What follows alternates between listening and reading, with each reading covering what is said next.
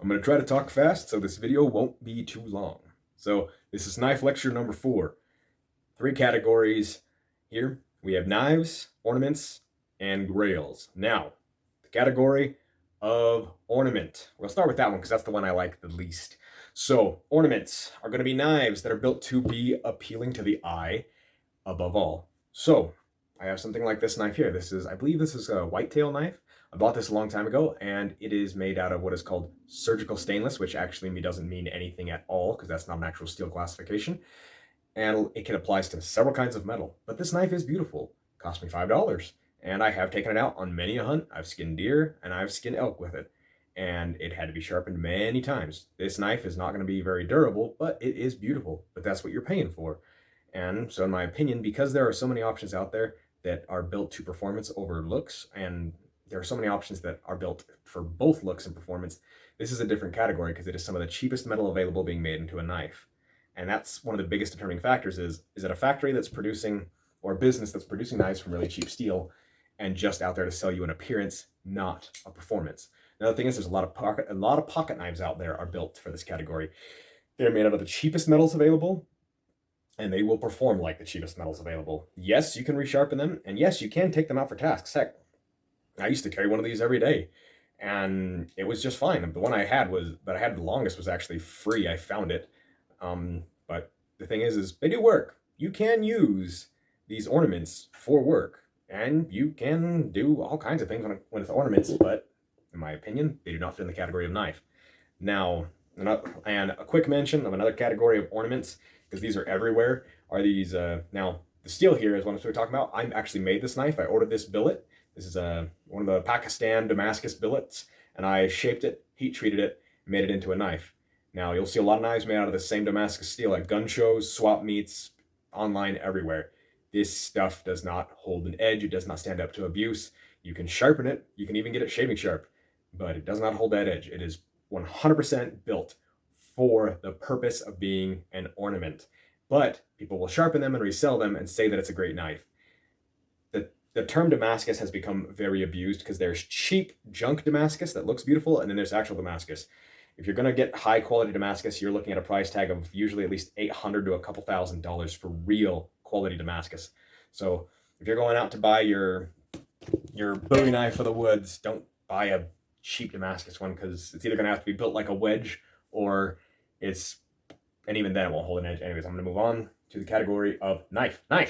Objects that are built specifically to be performance cutting tools. Now, here we have, I'm not going to go over the knives that I have because these are going to be knives that I've made. And I'll also include the Benchmade too. So these are objects that are built to be performance cutting tools. They are oriented towards giving you a cutting experience and a certain level of efficiency at the task of slicing, cutting, and being that tool for the thing you're doing. I mean, the best thing I can compare it to is you can hit a nail with a hammer and drive it in, which would be these, or you can hit a nail in with a rock. Still drive the nail, a lot more work, a lot less efficient, a lot more problems more likely to arise from it. But these fit within the category of knife. They're built to be more comfortable in the hand. They're meant for work, and they're meant to be something that's meant for the tasks and abuse that life is going to put them through. And then we have the category of grail. Now, a grail knife is a knife that is beautiful and it is built for function. An example of this Bowie knife right here is completely built for function and for beauty. Now, with these types of knives, and also with the quality knives, what you're going to see is the specific type of steel will be named. It will be named. You will be able to find out who actually made it. Either you'll find out the factory where it was made and possibly even the names of the smiths involved, or you'll have the name of the maker themselves. You'll know the actual name of the steel, not vague terms like stainless steel, or the other most vague term, high carbon steel. But this here, it is 0.187 inches thick. It has a high flat grind. It's A2 tool steel. It's hardened to 61 Rockwells, and it's got a burn hickory handle with a through tank construction. This is a knife that is a grail. It is built to be quality and beauty at the same time. You could take this out, use it for a hunt, and actually skin out your game with it, and it would perform very well. Another knife that fits that category, and this is the grail that I built for myself. This is my personal Bowie knife, made of CPM 154 CM, over a 1/4 inch thick spine, ebony macassar handle, through chain construction, rosebud base, scalloped collar, a 4.5-inch clip, holds an edge like a monster, and this is my knife. This is the knife that I put on my belt and I carry around. I spent my whole life with this knife in my mind, and I'm not going to talk about it any longer. This is my Grail knife. This is high quality and beauty put together. There are some companies that try to ride the line, and some companies will sacrifice quality for beauty so that they can keep the prices low. Because whatever your dollars are going towards, they're going towards something. Now, there are a lot of scam companies out there, and in my opinion, your dollars aren't going towards anything except for their schemes. When it comes to knife companies that drift into ornament more than knife, I feel like the standard Buck 119 Special, as it is produced right now, is more ornament than it is knife. If you were to buy the one in S30V, I think you'd be getting ornament and knife. Still not super high tier ornament and knife, but definitely ornament and knife. But in the 440, it just doesn't, or in the 420, it does not perform very well. So, in my opinion, this is low tier, mostly ornament over knife. So, as you're going around and you're hunting for the knife that you want, the question that you should be asking is, what is the knife for?